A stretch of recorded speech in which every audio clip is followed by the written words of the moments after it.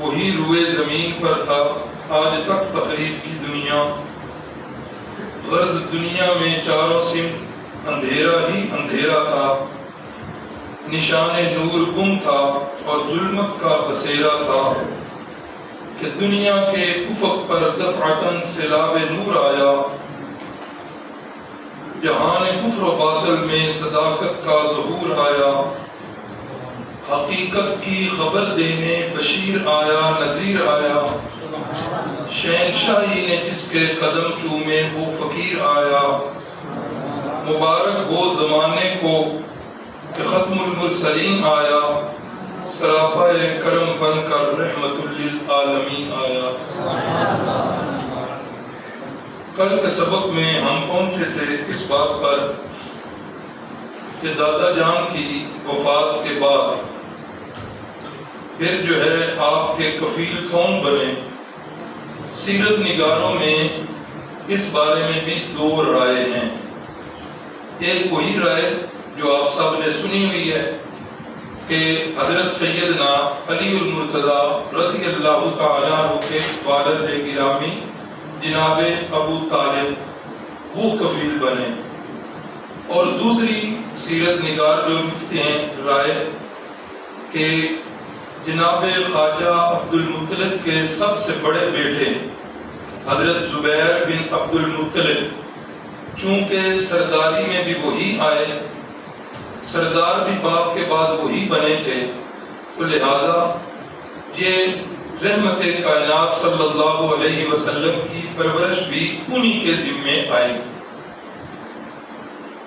یہ حضرات جو کہتے ہیں کہ حضرت زبیر جو ہیں یہ کفیل بنے، دلائل تو دونوں طرف ہوتے ہیں، بہرحال ان کے دلائل یہ ہیں کہ سیدنا علی المرتضی کے والد گرامی کثیر الاحجار تھے، ان کے اولاد زیادہ تھی اور مالی طور پر وہ ذرا کمزور تھے، اور سیرت کی باقی کتابیں بھی یہ بات لکھتی ہیں کہ ایک دفعہ رحمت کائنات صلی اللہ علیہ وسلم نے اپنے پیارے چچا حضرت عباس رضی اللہ تعالیٰ عنہ سے فرمایا کہ چچا ابو طالب جو ہیں وہ مفلوق الحال ہیں، کثیر الاحجار ہیں، اولاد زیادہ ہے اور مالی طور پر ذرا جو ہے کمزور ہیں، تو کیوں نہ ان کا ایک ایک بیٹا جو ہے وہ اپنی ہم کفالت میں لے لے۔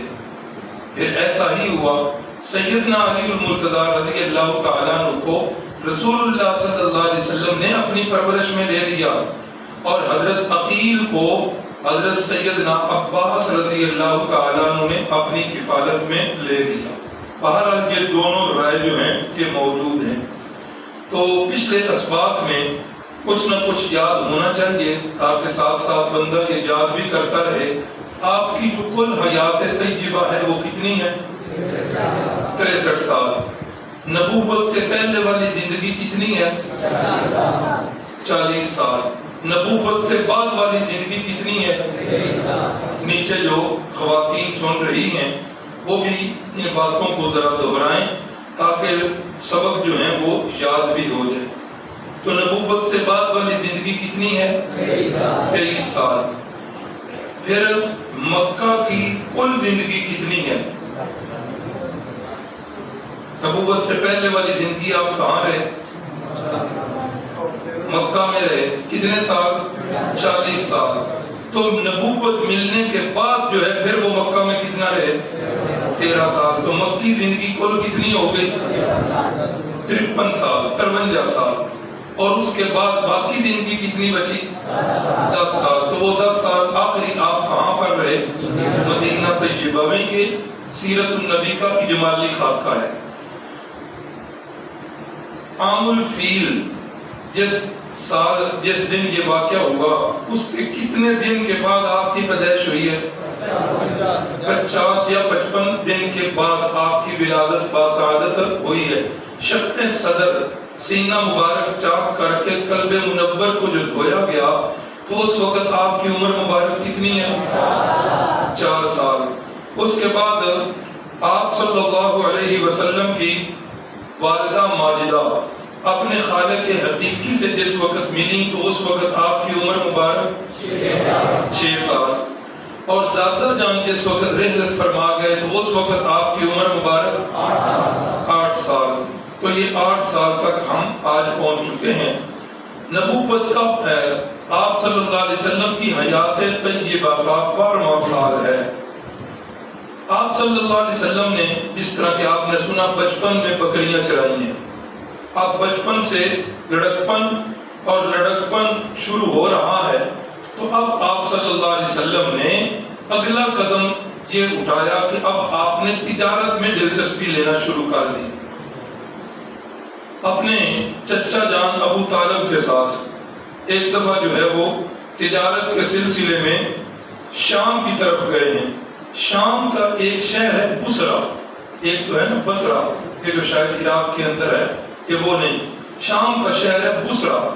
تو بصرہ کے اندر جس وقت آپ پہنچے ہیں تو قافلہ ایک جگہ ٹھہرا ہوا ہے.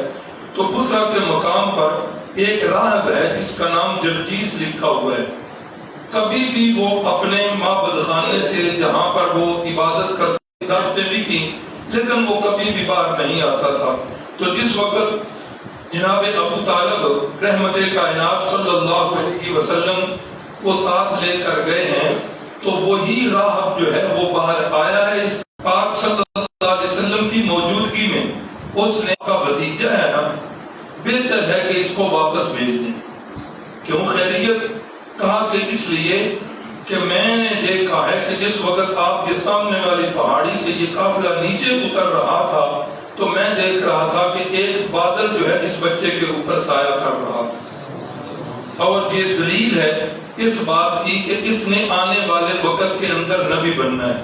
اور میں نے یہ بھی دیکھا کہ پتھر جو ہیں وہ جھک جھک کر اس کو سلامی کر رہے تھے.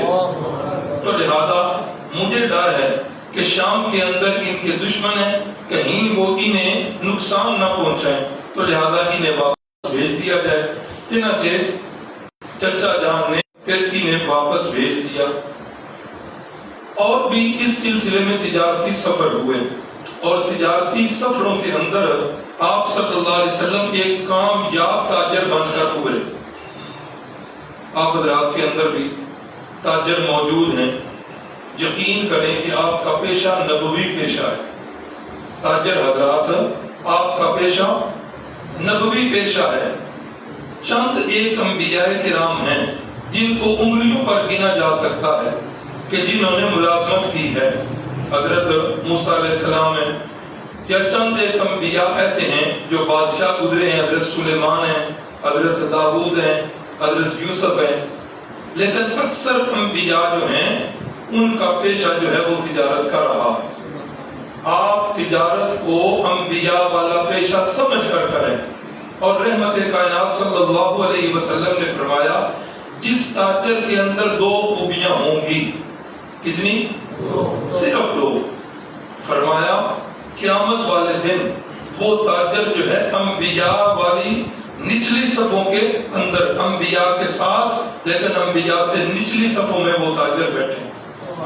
انبیاء کرام کے پاؤں میں انہیں بیٹھنا نصیب ہوگا. کتنی صفتیں؟ صرف 2. کون سی؟ فرمایا تاجر الصدوق الامین مع النبیین یوم القیامہ. تاجر سچ بولنے والا ہو، جھوٹ بولنے والا نہ ہو، کبھی بھی جھوٹی نہ بات کرے. اور دوسرا فرمایا کہ ایماندار ہو، ایماندار تاجر ہو. اب یہ موضوع نہیں، یہ مفتی صاحب کے ذمہ ہے، وہ انشاءاللہ تفصیل سے کریں گے اس موضوع کو. تو فرمایا یہ فوٹو سیشن نہیں ہوگا، یہ سیلفی سیشن نہیں ہوگا کہ تصویر بناتے جاؤ آگے چلتے جاؤ. فرمایا نہیں، مع النبیین یوم القیامہ، انبیاء کے ساتھ اللہ تعالیٰ ان کا انجام فرمائے. تو کامیاب تاجر بن کے تو مکے کی ایک بہت بڑی رئیسہ مالدار خاتون حضرت سیدہ خدیجہ الکبریٰ رضی اللہ تعالی عنہا، وہ بھی اپنے مال کو مزاربت کے طور پر مختلف تاجروں کو دیا کرتی تھی کہ میرے پیسے کے ساتھ تجارت کرو اور واپسی پہ منافع جو ہے وہ نصف نصف کر لیں. تو جناب رسول اللہ صلی اللہ علیہ وسلم کو بھی انہوں نے تجارت کے لیے مال دیا اور اپنے غلام کو بھی ساتھ بھیجا. یہ قصہ بڑا مشہور ہے، آپ حضرات کو معلوم بھی ہے، اس کو مختصر ہی کر لیتے ہیں کہ جس وقت غلام واپس آیا تو غلام نے آ کر جو آپ کی صداقت اور امانت کے قصے سنائے، اور پھر جس وقت سیدہ خدیجہ الکبریٰ نے دیکھا کہ مال کے اندر منافع بھی اس سال بہت زیادہ آیا ہے، خدیجہ الکبریٰ بہت متاثر۔ یہی دو چیزیں غلام نے بھی آ کر بتائیں، کون سی؟ امانت اور صداقت۔ آپ کی اسمبلی میں بھی لکھا ہوا ہے نا کہ MNA اور MPA کے لیے یہ دو صفتیں ہونا ضروری ہیں، کون سی؟ صادق اور امین۔ اب یہ لوگ کتنے صادق ہیں اور کتنے امین ہیں، کتنا سچ بولتے ہیں اور کتنے امانت دار ہیں کہ جو اوپر سے گرانٹ ملتی ہے اس کو کیسے اور کہاں خرچ کرتے ہیں، یہ آپ حضرات مجھ سے بہتر سمجھتے ہیں۔ اللہ تعالیٰ معاف فرمائے۔ یہ یاد رکھے کبھی بھی یہ خواہش دل میں نہ پال۔ اللہ نے ہمیں جس حلقے میں رکھا ہوا ہے ہم اللہ کے شکر گزار ہیں۔ جتنا پیسہ زیادہ آئے گا اتنا حساب زیادہ دینا پڑے گا، اور جس پیسے کے آپ امین ہیں، آپ کو دیا گیا خرچ کرنے کے لیے، اگر اس میں سے ایک پائی بھی صحیح خرچ نہ ہو تو قیامت والے دن ہم جنہیں پیسہ دیا گیا۔ اللہ اکبر۔ تو بہرحال اس معاملے سے متاثر ہو کر سیدہ خدیجہ الکبریٰ نے رضی اللہ تعالی عنہا نے رسول اللہ کے پاس پیغام نکاح بھیجا۔ اس سے پہلے وہ دو خامد ان کے فوت ہو چکے تھے، تو سیدہ خدیجہ الکبریٰ کے یہ تیسرے خامد بنے ہیں رسول اللہ صلی اللہ علیہ وسلم۔ اور یہ پیغام نکاح جس وقت گیا تو آپ نے اپنے چچاؤں کے ساتھ مشورہ کیا، انہوں نے بھی خوشی کا اظہار کیا کہ ان کی طرف تو کئی لوگ پہلے پیغام نکاح بھیج چکے ہیں، وہ تو قبول ہی نہیں کرتی۔ تو بہرحال یہ نکاح ہوا، اور اس وقت یہ نکاح جو پڑھایا یہ چچا جان ابو طالب نے پڑھایا۔ کیسے پڑھایا؟ جو مربت طریقہ چلا آ رہا تھا، کیونکہ ابھی تک نبوت نہیں ملی، 25 سال عمر مبارک ہے، تو جو طریقہ چلا آ رہا تھا اس طریقے کے مطابق ابو طالب نے یہ نکاح پڑھایا۔ اور اس وقت حق مال جو دیا گیا ام المؤمنین حضرت خدیجہ الکبریٰ کو، تو وہ 20 اونٹ جو ہیں وہ حق مال دیا گیا۔ آپ صلی اللہ علیہ وسلم ابھی مال مزاربت کر رہے ہیں، اپنا بھی کچھ بھی نہیں ہے، لیکن اس کے باوجود حق مال کتنا ہے؟ آج کے دور کے اندر ایک اونٹ کی قیمت کتنی ہے جی؟ یا 1 لاکھ بھی کر لو، ہاں تو کتنا حق مال بنے گا؟ 20 لاکھ روپیہ۔ کون ہے جو کرتا ہو؟ نکاح پڑھانے جاتے ہیں نا جی 500 شرعی حق مال رکھ لو، بھائی باقی سارے کام آپ نے شرعی کیے ہیں، یہاں آ کر شریعت یاد آ گئی ہے تو چلو شرعی رکھنا ہے، تو یہ شرعی حق مال ہے۔ اسلام کے بعد، نبوت کے دعوے کے بعد، نبی بننے کے بعد بھی جو آپ نے حق مال رکھے ہیں، دیے ہیں، وہ بھی سامنے آ جائے۔ اللہ اکبر۔ یہاں بھی پیمانے ہمارے دورے ہیں۔ پیمانے دورے کیا ہیں؟ میری بیٹی کا نکاح ہے تو میرا دل یہ ہے کہ حق مال زیادہ سے زیادہ ہو، کہ بیٹے کا نکاح ہو تو پھر وہ شریعت یاد آ جائے، ہاں 250 روپے انا للہ و انا الیہ راجعون۔ اس وقت سب سے کم حق مال ہے نا، سب سے کم جس کے بغیر نکاح ہوتا ہی نہیں، وہ بھی تقریباً 22-23 ہزار روپیہ ہے۔ سب سے غریب بندہ جو ہے اس کا حق مال اتنا ہونا چاہیے۔ بہرحال تو یہ نکاح ہو گیا، تو حضرت خدیجہ الکبریٰ جب تک حیات رہیں تب تک آپ نے کسی اور عورت کے ساتھ نکاح نہیں کیا۔ اللہ اکبر۔ اماں جان کی عمر مبارک 40 سال ہے، اور رسول اللہ کی عمر مبارک بڑی جوانی، اور ساری دنیا سے بڑھ کر خوبصورت ہے، اور طاقت کتنی ہے؟ حدیث میں آیا ایک نبی کے اندر 100 جنتی مردوں کی طاقت ہوتی ہے، ایک نبی کے اندر 100 جنتی مردوں کی طاقت ہوتی ہے، اور ایک جنتی مرد کی طاقت دنیا کے 100 بندوں جتنی ہوتی ہے۔ تو پھر ایک نبی کے اندر کتنی طاقت ہوئی؟ 4000 بندوں کی طاقت۔ اللہ اکبر۔ تو جب تک جو ہے یہ رہی ہیں تب تک آپ صلی اللہ علیہ وسلم نے کسی کے ساتھ اور نکاح نہیں کیا۔ یہ پہلی بیوی ہیں، پہلی محبت ہے رسول اللہ صلی اللہ علیہ وسلم کی۔ اور پھر اماں جان نے جب نکاح کیا تو اماں جان نے پھر اپنے خزانوں کے منہ جو ہے رسول رسول اللہ کے قدموں پر نچھاور کر. ایک موقع آیا کہ میری اور آپ کی اماں جان حضرت عائشہ رضی اللہ تعالیٰ عنہ فرماتی ہیں کہ مجھے کبھی بھی کسی بیوی پر حسد نہیں ہوا. ہاں کبھی بھی کسی بیوی پر حسد سوائے خدیجہ کے.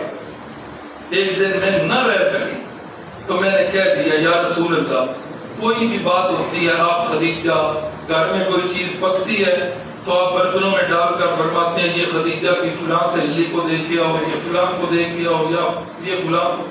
یا رسول اللہ اس عورت نے کیا کر دیا تھا؟ 2 خامد پہلے اس کے پاس تھے, آپ تیسرے خامد ہیں. 2 خامدوں سے وہ بیوہ ہو چکی ہیں. یا رسول اللہ 40 سال عمر ہے, وہ بڑھاپے کی سرحدوں کو چھو رہی ہیں اور آپ کی عمر مبارک 25 سال ہے. کڑیل جوانی آپ کی ہے, دنیا کے سب سے زیادہ حسین آپ ہیں. اس عورت نے بڑھاپے کی عمر میں آپ کے ساتھ نکاح کیا. کون سا اس نے کام کیا کہ جو وہ ابھی تک آپ کو بھول ہی نہیں گئی؟ اللہ اکبر اللہ اکبر. میرے محبوب نے فرمایا عائشہ خدیجہ خدیجہ ہی تھی, خدیجہ کا کوئی بھی ثانی نہیں ہے. جس وقت لوگوں نے میری حوصلہ شکنیاں کی, خدیجہ نے میری حوصلہ افزائی کی. لوگوں نے اپنے ہاتھ پیچھے کر لیے, خدیجہ نے اپنے اقتدار میں میرے قدموں میں نچھاور کر دی. لوگوں کی باتیں سن کر میں ٹوٹ کے گھر آتا, خدیجہ جو ہے وہ مجھے سینے سے لگا کر میری حوصلہ افزائی کرتی اور میرا مان اور بڑھا دیتی. عائشہ خدیجہ کا کوئی ثانی نہیں, خدیجہ خدیجہ ہی. اللہ اکبر اللہ اکبر. تو یہ 25 سال آپ صلی اللہ علیہ وسلم کی عمر مبارک ہے جب آپ کا نکاح ہوا. سوائے ایک بیٹے کے حضرت ابراہیم کے علاوہ باقی آپ صلی اللہ علیہ وسلم کی ساری اولاد ہی نہیں سے ہوئی.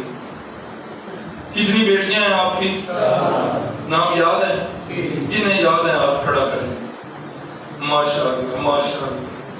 بچوں کے ہاتھ کم کھڑے ہوئے, ان سے کرکٹ کے کھلاڑیوں کے نام نہ پوچھ لیں. ہاں پورا کرکٹ کے کھلاڑیوں کے نام سب کو یاد ہے, پھر آپ نے نہیں دوسرے ممالک کے. ہاں اس دفعہ تو چلو فٹ بال والوں کی بھی کچھ جو ہے بلے بلے بن گئی ہے, پر نام تک تو کرکٹ ہی چھائی ہوئی تھی. تو بڑی بڑی بیٹی کا نام بھی حضرت زینب, ان سے چھوٹی حضرت رقیہ, ان سے چھوٹی ام کلثوم اور سب سے چھوٹی حضرت فاطمہ الزہرا. یہ چاروں بیٹیاں حضرت خدیجہ الکبریٰ سے ہوئی ہیں اور رسول اللہ صلی اللہ علیہ وسلم سے ہوئی ہیں. اور اس کے علاوہ آپ کے بیٹے, مختلف روایات ہیں چونکہ بیٹے بالکل بچپنے میں ہی وفات پا گئے تھے, قاسم طیب طاہر, اور بعض نے کہا کہ قاسم اور جو ہے نا عبداللہ, طیب اور طاہر یہ انہی کی آگے جو ہے کنیت ہے, انہی کا لقب تھا. تو تیسرے بیٹے آپ کے ابراہیم ہیں جو حضرت ماریہ قبطیہ کے بطن سے پیدا ہوئے تھے. تو یہ رقیہ اور ام کلثوم, ان کا نکاح پہلے عتبہ اور عتیبہ جو ابو لہب کے بیٹے تھے ان سے ہوا. تو جس وقت اعلان نبوت ہوا تو ان بدبختوں نے رسول اللہ کی بیٹیوں کو طلاقیں دے دی تھی. رسول اللہ کو روحانی تکلیف پہنچائی. رحمت کائنات صلی اللہ علیہ وسلم نے پھر بد دعا بھی دی کہ اللہ تعالیٰ تمہارے اوپر جو ہے کتوں کو مسلط کرے. تو پھر ایسا ہوا بھی. تو بہرحال پھر ان دونوں بیٹیوں کے نکاح جو ہیں سیدہ رقیہ اور سیدہ ام کلثوم, دونوں کا نکاح کس سے ہوا؟ حضرت عثمان غنی سے ہوا. اور بڑی بیٹی زینب ہے, ان کا نکاح حضرت ابو العاص سے ہوا. یہ بھی بعد میں مسلمان ہو گئے تھے. اور سب سے چھوٹی بیٹی کا نکاح حضرت سیدنا علی المرتضی رضی اللہ تعالی عنہ کے ساتھ ہوا. اللہ اکبر. عمر مبارک کا 35واں سال شروع ہے. بیت اللہ جو ہے یہ نشیبی جگہ پر تھا. آج بھی جو حضرات گئے ہیں انہوں نے دیکھا, اللہ تعالیٰ سب کو دکھائے, بار بار دکھائے. بیت اللہ آپ بھی ایسے ہی ہے, باہر سے آتے ہیں اور آتے آتے پھر جو ہے وہ برآمدے شروع ہوتے ہیں, برآمدوں سے پھر نیچے سین میں پہنچ کر بالکل نشیبی جگہ. اس وقت بھی ایسا تھا, تو بہت خوبصورت بلڈنگ ہے, اس وقت کوئی اتنی رکاوٹیں نہیں تھی. بیت اللہ جو ہے اس کے اوپر چھت بھی نہیں تھی, دیواریں بھی اس کی چھوٹی چھوٹی تھی. سیلاب آیا, بارشیں ہوئی اور بارشوں کا پانی جو ہے وہ ریلے کی شکل میں آیا اور بیت اللہ کے اندر ایک شگاف ہو گئی۔ دل تو پہلے بھی تھا قریش کا کہ اس کو جو ہے تعمیر کریں، لیکن آگے بڑھتا کوئی بھی نہیں تھا۔ کون اس کی تعمیر کرے گی، گرائے کون اسے، ڈرتے تھے۔ تو اب ایسا ہوا جس وقت یہ شگاف ہوا، اب ڈر تھا کہ کہیں ساری عمارت گر نہ جائے۔ اب ساری وہ دار الندوہ کے اندر مجلس بیٹھی کہ اس کو کیا کریں گے، اس کو تعمیر کریں۔ تو پھر اس کی تعمیر کا مشورہ ہوا۔ تو سب سے پہلے اس کی تعمیر سیدنا آدم صفی اللہ نے کی تھی۔ ان اول بیت وضع للناس للذی ببکۃ مبارکا وہدی للعالمین۔ دوسری تعمیر کا ذکر سیدنا ابراہیم خلیل اللہ ان کے زمانے میں ہے، اور تیسری تعمیر جو ہے جس کے تذکرے ملتے ہیں وہ یہی ہے کہ رحمت کائنات کی عمر مبارک 35 برس ہے، تو اس وقت یہ تعمیر ہو رہی ہے۔ اس تعمیر کے وقت جس وقت سب کا یہ ارادہ بن گیا، اب کون آگے بڑھے، بیت اللہ کون گرائے گی اسے۔ اب کوئی بندہ ڈر کے مارے آگے نہیں ہو رہا تھا، تو پھر کیا ہوا، ولید بن مغیرہ، اللہ اکبر، یہ آگے بڑھے، انہوں نے کدال پکڑی اور انہوں نے یہ کلمات کہے، اللہم لا نرید الا الخیر، اے اللہ تو جانتا ہے ہماری نیتوں کو کہ خیر کے سوا ہمارا کوئی اور ارادہ نہیں، تعمیر کا ارادہ ہے، تخریب کا ارادہ نہیں، اے اللہ ہم اسے تعمیر دوبارہ کرنا چاہتے ہیں۔ تو انہوں نے پھر کدال کے ساتھ ایک جگہ جو ہے وہ انہوں نے دیوار کو ڈھایا اور پھر پیچھے ہٹ گئے، ایک دو ضربے لگا کے پیچھے ہٹ گئے۔ اب سارے لوگ دیکھ رہے ہیں کہ ولید کا انجام کیا ہوتا ہے، اللہ کی پکڑ آتی ہے کہ نہیں آتی، کچھ بھی نہ ہوا۔ پھر لوگ انتظار میں رہے کہ چلو آج رات جو ہے اس کو کیا ہوتا ہے، رات بھی خیریت سے گزر گئی، صبح جب اٹھے ولید بالکل ٹھیک ہے، تو لوگوں کے حوصلے بڑھ گئے۔ اب جو ہے اس کی تخریب کی گئی، یعنی اس کو ڈھایا گیا۔ عام طور پر ہمارے ساتھی عوام کے اندر مسجد کے بارے میں بھی شہید کا لفظ بولتے ہیں کہ فلاں مسجد کو شہید کرنا ہے۔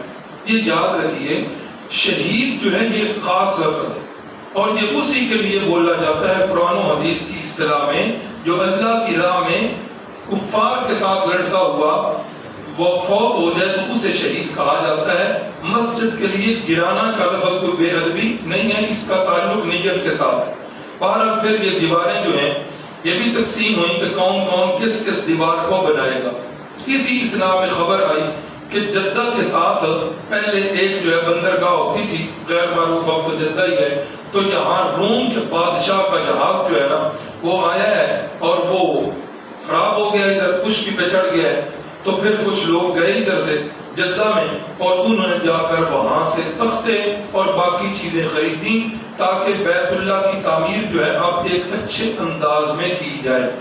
پھر جو ہے دیواریں تقسیم ہو گئی کہ یہ مشرقی دیوار فلاں فلاں قبیلہ، مغربی فلاں فلاں، سارے قبیلوں پر دیواریں تقسیم ہو گئی۔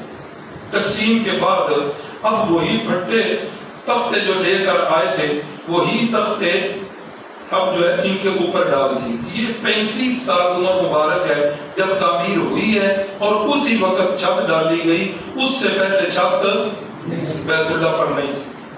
اللہ اکبر۔ ایک اور یہ معاملہ بنا کہ جب یہ تعمیر ہونے لگی تو اب چونکہ تعمیر انہوں نے بھرپور کرنی تھی، ہر کسی کا یہ ذہن ہے کہ اچھے انداز میں کی جائے، پھر یہ تھا کہ اس کی تعمیر کے اندر کوئی غلط قسم کا پیسہ نہیں ہونا چاہیے۔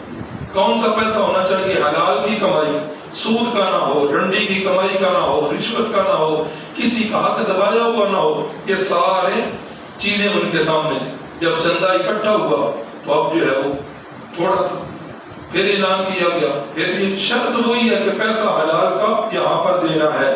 تو اب نتیجہ کیا نکلا کہ جس وقت وہ پیسہ تھوڑا تھا تو یہ طے پایا کہ پہلے بیت اللہ یوں مستطیل شکل کا تھا، لمبائی، اب یہ ہوا کہ اس کو مربع شکل کا کر لیا جائے اور یہاں سے جو ہے ایک چھوٹی سی دیوار بنا دی جائے، تو جس بندے نے طواف کرنا ہے وہ اوپر سے ہی کرے گا، لیکن یہ دیوار جو ہے یہ اس لیے کہ تاکہ طواف اوپر سے ہو، تو چونکہ تھوڑے سے پیسے اس لیے مربع شکل کے اندر جو ہے یہ دیواریں بنا کر اوپر چھت ڈال دی گئی۔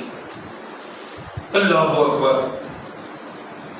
یہ حکیم اللہ کا ہر کام جو ہے نا حکمت سے خالی، حکمت نہیں بلکہ حکمتوں سے خالی نہیں۔ اس سے پہلے یہ تھا کہ بیت اللہ کا جو دروازہ ہے نا وہ زمین کے ساتھ تھا۔ اب اس تعمیر کے اندر قریش نے یہ کیا کہ بیت اللہ کا دروازہ جو ہے وہ اونچا کر دیا تاکہ ہر بندہ اندر نہ جائے، اس کی تعظیم جو ہے وہ سب کے ذمے ہے، تو ہر بندہ جب جائے گا تو یہ عام جگہ بن جائے گی، اس لیے یہ دروازہ اونچا کر دیا گیا اور اسی وقت سے اونچا ہے۔ یہ جو چھوڑی گئی جگہ، اس کے اندر کتنی حکمتیں ہیں یہ اللہ ہی جانتا ہے۔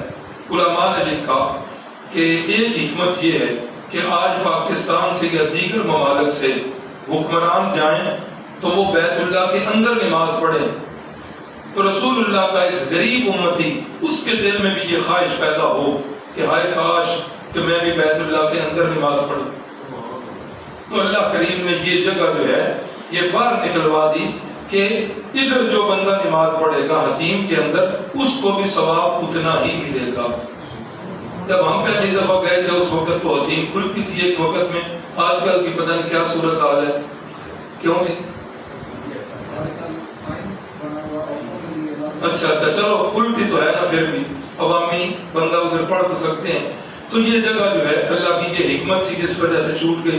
اب جو ہے بیت اللہ کا وہ حجر اسود کو نصب کرنے کا جب وہ وقت آیا، اب پھر قبیلے جو ہیں وہ لڑنا شروع ہو گئے، ایک نے کہا ہم کریں گے، دوسرے نے کہا ہم کریں گے، کرتے کرتے بالآخر رسول اللہ صلی اللہ علیہ وسلم جو ہے انہی پر فیصلہ ہوا۔ وہ بھی اس طرح کے کل جو باب السلام سے آئے گا، اب جو باب السلام ہے اس وقت اور نام تھا، تو اس دروازے سے جو بندہ آئے گا جو فیصلہ کرے گا ہم اس کو مان لیں۔ تو پھر کیا ہوا، رسول اللہ صلی اللہ علیہ وسلم بوقت تہجد تشریف لائے، تو جب آپ کو بتایا گیا کہ آپ نے فیصلہ کرنا ہے، فرمایا ٹھیک ہے۔ آپ نے چادر مبارک بچھائی، اپنے دست مبارک سے حجر اسود کو رکھا، سارے قبیلے کے سرداروں سے کہا آ جاؤ اور اس چادر کو اٹھاؤ۔ چادر اٹھائی گئی، سب کا حصہ پڑ گیا، فرمایا اب تم سب مجھے وکیل بناؤ، میں جب تمہارا وکیل بنوں گا تو میرے ہر کام کا اجر اور ثواب تمہیں ملے گا۔ سب نے وکیل تسلیم کر لیا، رحمت کائنات نے اپنے مبارک ہاتھوں سے حجر اسود کی تنصیب کر دی۔ یہ جو اتنا بڑا مرحلہ تھا کہ 3 دن تک تعمیر رکی رہی، تلواریں نکل آئی تھی، کام بڑا ہی خون خرابہ ہونے والا تھا، تو آپ صلی اللہ علیہ وسلم کے چھوٹے سے فیصلے سے اللہ کریم نے یہ معاملہ بھی آسان فرما دیا۔ پھر ایک وقت آیا کہ بعد کے بادشاہوں نے، بعد کے اندر حکومتیں بنتی نہیں، بنو امیہ کا دور، پھر بنو عباس کا دور، تو یہ کسی بادشاہ نے پھر اس کو ملا دیا، پھر کسی نے جو ہے نکال دیا۔ تو جس وقت بنو عباس کا دور تھا، خلیفہ مہدی نے امام مدینہ امام مالک رحمہ اللہ سے کہا کہ میرا دل یہ چاہتا ہے کہ یہ حتیم کی جگہ کو اندر کر دیا جائے اور بیت اللہ کی دیواریں جو ہیں وہ ساری اسی نقشے پر کھڑی کی جائیں جس نقشے پر حضرت ابراہیم علیہ السلام نے کھڑی کی تھی۔ رحمت کائنات کی ایک حدیث بھی ہے، فرمایا عائشہ میرا دل تو کرتا ہے کہ بیت اللہ کو انہی بنیادوں پر کھڑا کروں، لیکن تیری قوم کے فتنے سے ڈر لگتا ہے۔ تو جب خلیفہ مہدی نے امام مالک سے فرمایا تو امام مالک نے بڑا پیارا جملہ فرمایا کہ میں اس بات کو ناپسند کرتا ہوں کہ یہ بیت اللہ جو ہے یہ بادشاہوں کی ایک کھلونا بن جائے کہ کوئی اس کو باہر کر رہا ہو، کوئی اندر کر رہا ہو۔ اب جن بنیادوں پر یہ کھڑا ہے رسول اللہ نے اس کی تصویر فرمائی ہے، آپ کی حیات طیبہ میں ایسا ہی رہا ہے، لہذا اب کوئی اور اس میں تعمیر کرنا چاہے باہر کی تعمیر کر سکتا ہے، اس کی تعمیر کو کوئی بندہ نہیں ہاتھ لگائے۔ پھر یہی بات طے ہو گئی۔ حجر اسود رسول اللہ صلی اللہ علیہ وسلم نے، ایک حجر اسود ہے اور دوسرا مقام ابراہیم، فرمایا تھا کہ یہ دونوں اللہ کریم نے جنت سے پتھر بھیجے ہیں، یہ جنتی پتھر ہے۔ اور اسی پتھر کے بارے میں حضرت فاروق اعظم کے بارے میں آیا، طواف کرتے ہوئے جب یہاں پہنچتے ہیں تو فرماتے ہیں انی اعلم انک حجر، میں اچھی طرح جانتا ہوں کہ تو ایک پتھر ہی ہے، لا تنفعنی ولا تضرنی، نہ تو میرے نفع کا مالک نہ تو میرے نقصان کا مالک ہے۔ اللہ کی قسم اگر خطاب کا بیٹا عمر رسول اللہ صلی اللہ علیہ وسلم کو بوسہ دیتے ہوئے نہ دیکھتا، اللہ کی قسم عمر کبھی بھی تجھے بوسہ. تو حضرت عمر کیا فرما رہے ہیں؟ تو میرے نفع نقصان کا مالک نہیں ہے. اور یہ پتھر کتنا متبرک ہے کہ جنت سے آیا ہوا ہے. حضرت فرما رہے ہیں کہ تو میرے نفع نقصان کا مالک. آج میرے نوجوان بھائی کیا کرتے ہیں؟ انگوٹھیاں بنواتے ہیں، کہتے ہیں فلاں پتھر اس کے اندر جڑ دیا جائے، وہ میری قسمت کے لیے اچھا ہے. یہ جہالت ہے، سوائے جہالت کے اور کچھ بھی نہیں ہے. تو جس وقت یہ تعمیر کعبہ ہوئی ہے اور تحکیم ہوئی ہے، رسول اللہ صلی اللہ علیہ وسلم کی عمر مبارک کتنی ہے؟ جی 35 سال. عمر مبارک کا 40واں سال جو ہے وہ شروع ہوتا ہے. اور اس سے پہلے، آج سے 40 سال پہلے، آپ صلی اللہ علیہ وسلم کی جسمانی پیدائش ہوئی تھی. اور 40 سالوں کے بعد آپ صلی اللہ علیہ وسلم کی روحانی پیدائش ہو رہی ہے. اور روحانی پیدائش آپ صلی اللہ علیہ وسلم کو تقریباً 6 ماہ تک جو ہے وہ بڑے اچھے اچھے خواب جو ہے وہ آتے رہے. اور اس کے بعد وحی کا سلسلہ شروع ہوا. یہ یاد رکھیں، پچھلے کورسز کے اندر یہ بات نہیں آئی. ضرورت نبوت اور رسالت کیا پیش آئی؟ مختصر، ویسے اس پر نہیں بلکہ کتابیں لکھی ہوئی ہیں اس پر. مختصراً یہ سمجھ لیں، ہر انسان جانتا ہے کہ میرا خالق جو ہے وہ کون ہے، اس پوری کائنات کا مالک کون ہے؟ اللہ ہے. مجھے پیدا کرنے والا اللہ ہے، یہ ہر انسان جانتا ہے. اب اگلا سوال یہ ہے کہ میرا خالق جو ہے وہ مجھ سے کیا چاہتا ہے؟ کیا اس کے میرے سے کچھ مطالبات ہیں؟ کیا اس نے بتایا ہے کہ میں کن کاموں سے خوش ہوتا ہوں؟ کیا اس نے بتایا ہے کہ میں کن کاموں سے ناراض ہوتا ہوں؟ کیا اس نے بتایا ہے کہ کامیابی کا رستہ کون سا ہے؟ کیا اس نے بتایا ہے کہ برائی کا اور ناکامی کا رستہ کون سا ہے؟ اب اس کے لیے ایک تو یہ تھا کہ اللہ کریم خود آ کر ہر بندے سے الگ الگ سوالوں کے جواب دیتے. لیکن ایسا نہیں ہوا. اللہ کریم نے ایک شخصیت کو چنا. اللہ اسے چن کر اس کے سر پر تاج نبوت سے جاتے ہیں. اور اللہ تعالیٰ یہ سارے سوالوں کے جواب دینے کے لیے اس کا انتخاب فرماتے ہیں. پھر وہ منتخب ہو کر وہ مصطفیٰ بنتے ہیں، وہ مرتضیٰ بنتے ہیں، اور پھر وہ انسانوں کی رہنمائی کرتے ہیں. اور اللہ کریم جو اتنی اونچی ہستی ہے، انسان جو اتنے نیچے کی ہستی ہے. ایک سچا نبی جو ہوتا ہے اس کے 2 پہلو ہوتے ہیں. ایک پہلو اس کا خالق سے ملتا ہے، دوسرا پہلو اس کا مخلوق سے ملتا ہے. تو وہ انسانوں کی رہنمائی کے لیے اللہ کریم جن کا انتخاب کرتے ہیں اسے کیا کہتے ہیں؟ اسے نبی کہتے ہیں. نبی اور رسول میں بعض نے فرق لکھا ہے کہ جو صاحب شریعت ہو، نئی شریعت لے کے آئے، اسے رسول کہتے ہیں. اور جو سابقہ شریعتوں کی آگے ترویج اور اشاعت کرے اسے نبی کہتے ہیں. تو نبی پاک صلی اللہ علیہ وسلم جو ہے یہ نبی بنے. وہی جو آتی ہے تو اسی سے نبوت ملتی ہے. تو وہی کے طریقے جو کتابوں کے اندر لکھے ہوتے ہیں کہ ابتدا جو ہے وہ رویا صادقہ یعنی سچے خوابوں سے ہوتی ہے. دوسرا طریقہ یہ ہے کہ فرشتہ نظر نہیں آتا لیکن دل کے اندر آ کر پیغام کو القاء کر دیتا ہے. تیسرا طریقہ یہ ہے کہ فرشتہ انسانی شکل میں آتا ہے. فرشتہ انسانی شکل میں آتا ہے اور اکثر حضرت جبریل امین، حضرت دہیہ قلبی کی شکل میں آیا کرتے تھے. اور بعض اوقات ان کے علاوہ بھی آتے تھے. جس طرح کہ حضرت عمر والی وہ مشہور روایت ہے کہ وہ ایک آدمی آیا رسول اللہ صلی اللہ علیہ وسلم کے گھٹنوں کے ساتھ گھٹنے ملا کر بیٹھ گیا. کالے سیاہ بال ہیں، چٹا سفید لباس ہے، ہاں، لیکن مدینے میں سے لا یعرفہ منا احد، ہم میں سے کوئی پہچانتا نہیں مطلب کہ باہر سے آئے ہیں، مسافر ہیں. لیکن مسافر ہونے کے سفر کے اثرات کوئی بھی نہیں.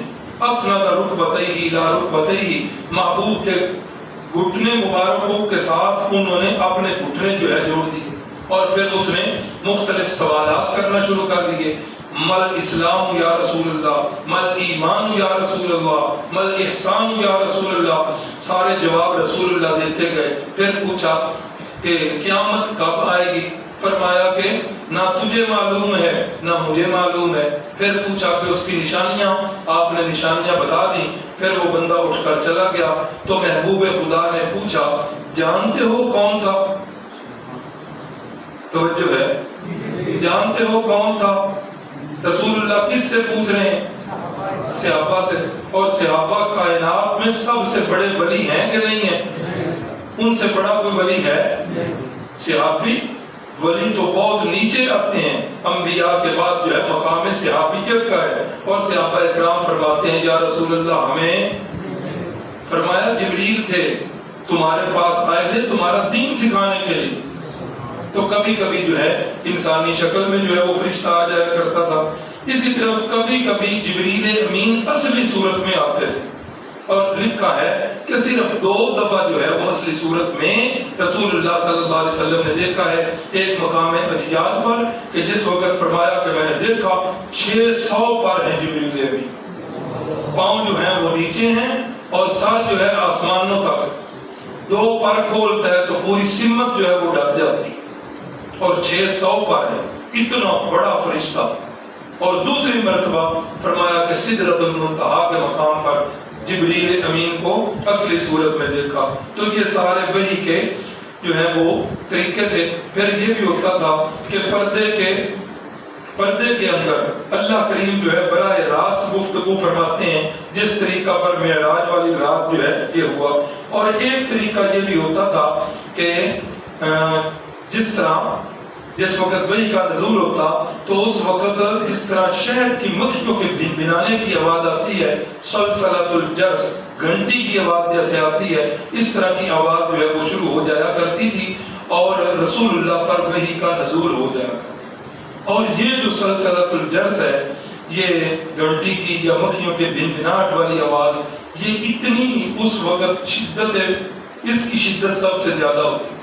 اور صحابہ پاک فرماتے ہیں کہ اتنی شدت ہوتی کہ اگر اس وقت آپ اونٹنی کے اوپر سوار ہوتے تو اس بوجھ کی وجہ سے اونٹنی نیچے بیٹھ جائے، اور اگر کسی صحابی کی ٹانگ پر آپ صلی اللہ علیہ وسلم نے سر رکھا ہوتا تو صحابی فرماتے ہیں کہ مجھے ڈر ہوتا تھا کہ میری ٹانگ کی ہڈی ٹوٹ، بوجھ ہے نا نبوت کا، اللہ کے پیغام کا یہ بہت بڑا وہ بوجھ ہے۔ تو رحمت کائنات صلی اللہ علیہ وسلم 40 سال سے ابھی عمر نہیں ہوئی کہ آپ صلی اللہ علیہ وسلم نے گوشہ نشینی اختیار کی، غار ہرا میں جایا کرتے تھے، اور کئی دنوں کا راشن لے کر آپ ادھر جا کر عبادت میں مصروف ہو جایا کرتے۔ تو جس دن وحی آئی ہے، جبریل امین آئے ہیں، تو اس وقت رمضان المبارک کی 21 تاریخ، بعض نے جو ہے 9 ربیع الاول لکھا ہے، لیکن رمضان المبارک کی 21 تاریخ قرآن مجید سے بھی دلیل، شہر رمضان الذی انزل فیہ القرآن۔ تو یہ رمضان کا مہینہ تھا جب رحمت کائنات صلی اللہ علیہ وسلم پر وحی کا نزول ہوا ہے۔ پہلی وحی کے الفاظ کیا ہیں؟ جس وقت جبریل امین آئے اور انہوں نے آ کر کہا اقرأ، آپ نے فرمایا ما انا بقارئ، میں تو نہیں پڑھ سکتا۔ فرمایا اقرأ یا محمد ما انا بقارئ، پھر فرمایا اقرأ، اور آپ صلی اللہ علیہ وسلم کو جبریل امین نے اپنے سینہ مبارک کے ساتھ لگا کر معانقہ کیا اور زور سے دبایا، اور پھر فرمایا اقرأ بسم ربک الذی خلق خلق الانسان من علق، پڑھنا اپنے رب کے نام کے ساتھ، الذی خلق، جس نے ہر چیز کو پیدا کیا، خلق الانسان من علق، اللہ کریم نے انسان کو جمے ہوئے نطفے سے پیدا کیا۔ اقرأ وربک الاکرم، پڑھیے تیرا رب جو ہے بڑی بزرگی والا ہے، الذی علم بالقلم، جس نے انسان کو قلم کے ذریعے علم سکھایا۔ یہ وہی جو ہے نا، یہ الفاظ نازل ہوئے۔ ہمارے استاد الاساتذہ مولانا حسین علی الوانی رحمہ اللہ، والد صاحب بتایا کرتے تھے، شیخ القرآن سے سنا تھا، اقرأ کا وہ پنجابی معنی کرتے تھے، وہ فرماتے تھے کہ اقرأ اس کا معنی کیا ہے؟ میرے محبوب اقرأ، اس کے علاوہ دوسری راہ کوئی بھی نہیں۔ اللہ نے آپ کو ایک ہی راہ کے لیے منتخب کر لیا ہے، اور وہ کون سی راہ ہے؟ وہ اللہ کے دین والی راہ ہے۔ اللہ اکبر۔ تو یہ وہی آئی. بعد نے لکھا کہ یا ایھا المزمل، یہ وہی جو ہے یہ پہلی آئی. اور بعد نے لکھا کہ سورۃ والضحیٰ جو ہے وہ پہلی آئی وہی یا ایھا المدثر، مزمل نے یا ایھا المدثر. تو اب علماء نے تطبیق دی ہے، کہا کہ پہلی وحی کے کچھ عرصہ بعد تقریباً 20 دن تک جو ہے وہی نہیں آئی. تو پہلی وحی جو آئی وہ اقرا یہی تھی. تو 20 دنوں کے بعد یہ جو درمیان میں سلسلہ منقطع رہا، اس کے بعد جو وحی آئی ہے وہ ہے یا ایھا المدثر قم فانذر وربک فکبر، اے کمبل اوڑھنے والے اٹھئے اپنی قوم کو ڈرائیے. اللہ نے آپ کو بار نبوت جو ہے عطا فرمایا ہے، آپ کے سر مبارک پر اللہ نے ختم نبوت کا تاج سجا دیا ہے. اٹھئے، اب آپ کے آرام کے دن ختم ہو گئے ہیں. فانذر، اب اپنی قوم کو جہنم سے ڈرائیے. وربک فکبر، اپنے رب کی بڑائی بیان کیجیے. تو یہ وحی اس وقت نازل ہوئی. تیسری بات والضحیٰ، تو آپ صلی اللہ علیہ وسلم پر ایک عرصے تک پھر جو ہے وحی جو ہے بند رہی. یا بعض نے لکھا کہ 2-3 رات آپ کی طبیعت بیمار رہی تو آپ تہجد کے وقت تشریف نہ لا سکے. تو مکے کی ایک کاہنہ تھی، بدکارہ سی عورت، اس نے بکواس کی. اس نے کہا کہ اب تو معلوم ہوتا ہے کہ اس کا جو پیچھے نعوذ باللہ معاذ اللہ ثم معاذ اللہ، اس کا جو شیطان تھا وہ بھی اس کا ساتھ چھوڑ گیا. تو پھر اللہ کریم نے یہ صورت نازل کی ما ودعک والضحیٰ والی، ما ودعک ربک وما قلی، نہ آپ کے رب نے آپ کو چھوڑا ہے اور نہ آپ کا رب آپ سے ناراض ہوا.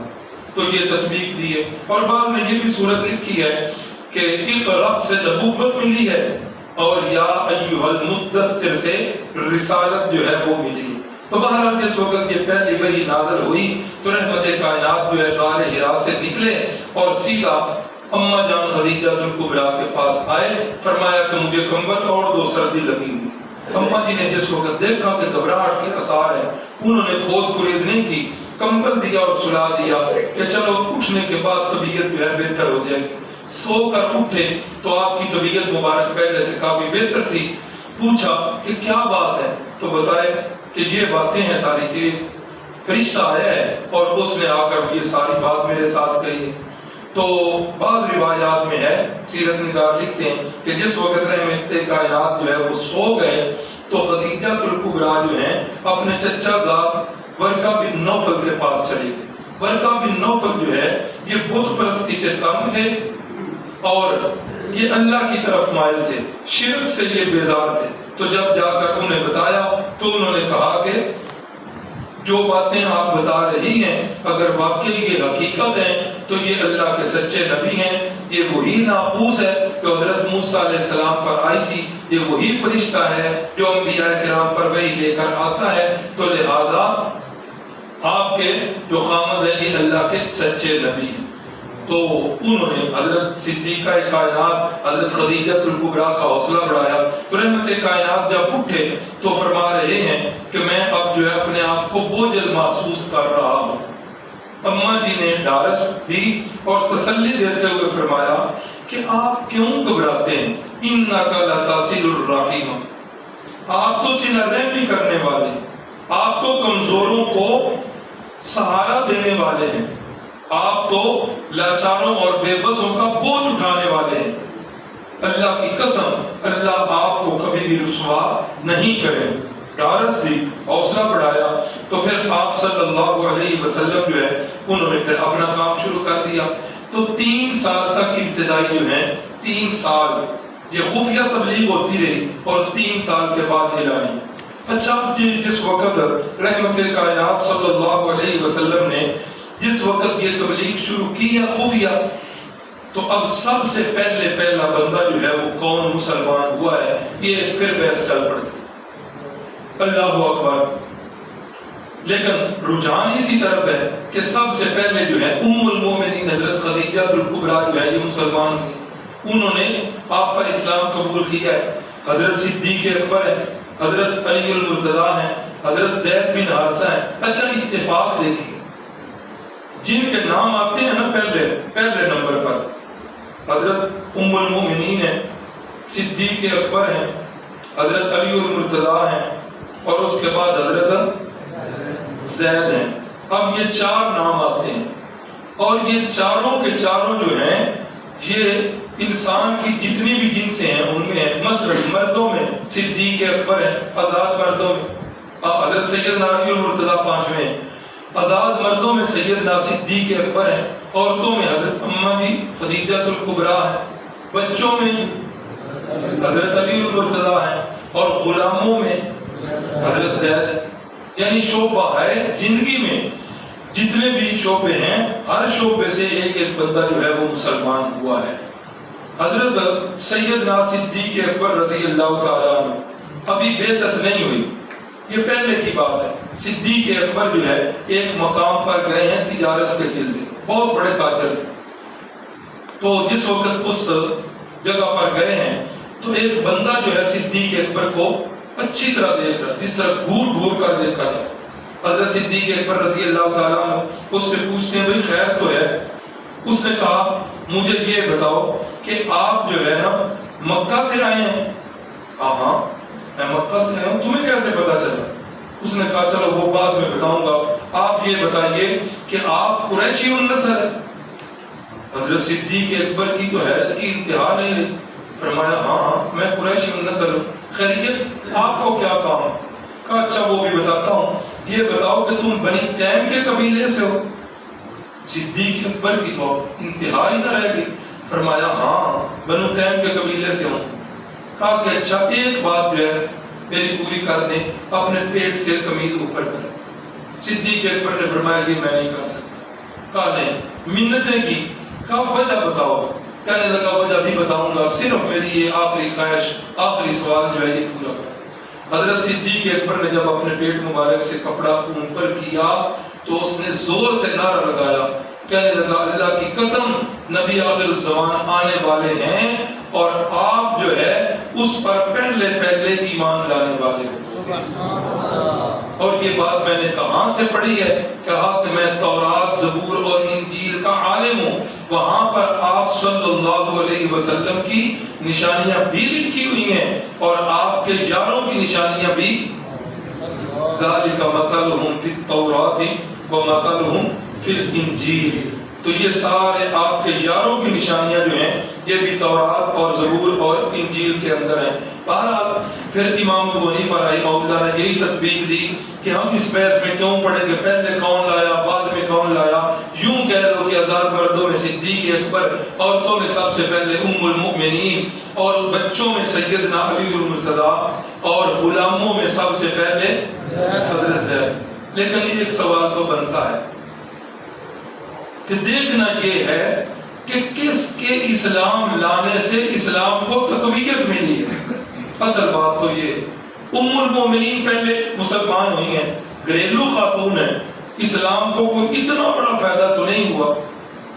حضرت علی المرتضیٰ اسلام انہوں نے قبول کیا ہے، وہ ابھی بچے ہیں اور بچوں کی رائے جو ہے وہ تو معاشرے میں اہمیت نہیں رکھتی۔ حضرت زید اسلام قبول کر چکے ہیں، حضرت زید تو غلام ہے اور غلاموں کی اس وقت زندگی جو ہے وہ انسانوں والی سمجھی نہیں جاتی تھی۔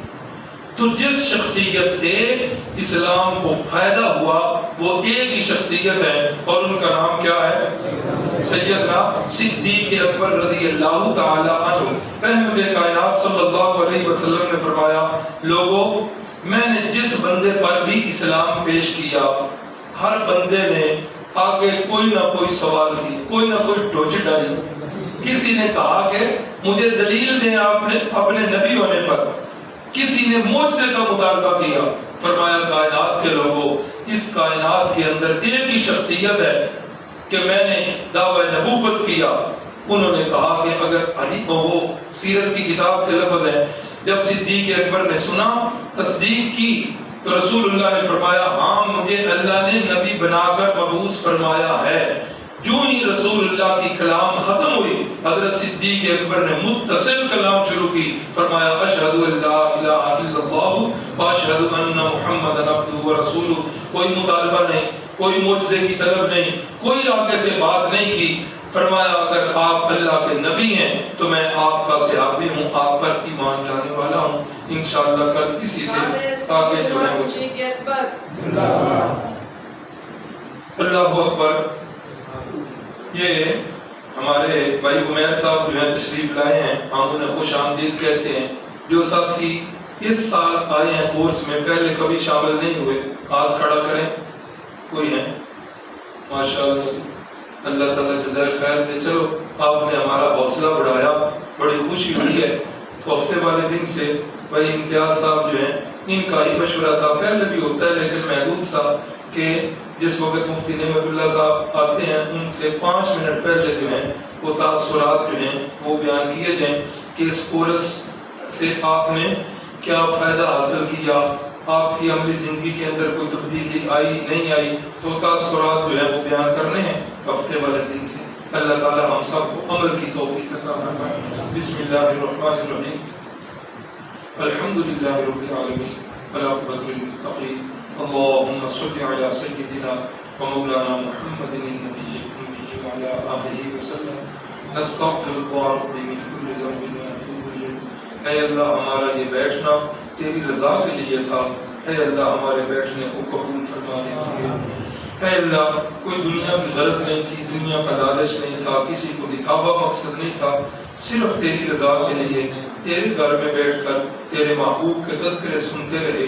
اے اللہ اس عمل کو قبول فرما۔ اے اللہ ہمارے بیماروں کو صحت عطا فرما۔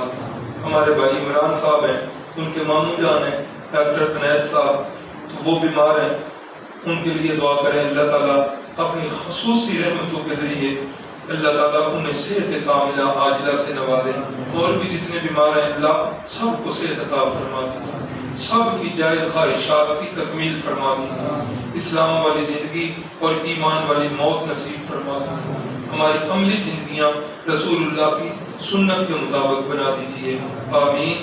صلی اللہ علیہ نبی کریم۔ بہت شکریہ جی، جزاکم اللہ خیرہ۔ نیچے جو ہماری مائیں بہنیں آئی ہیں، آپ کا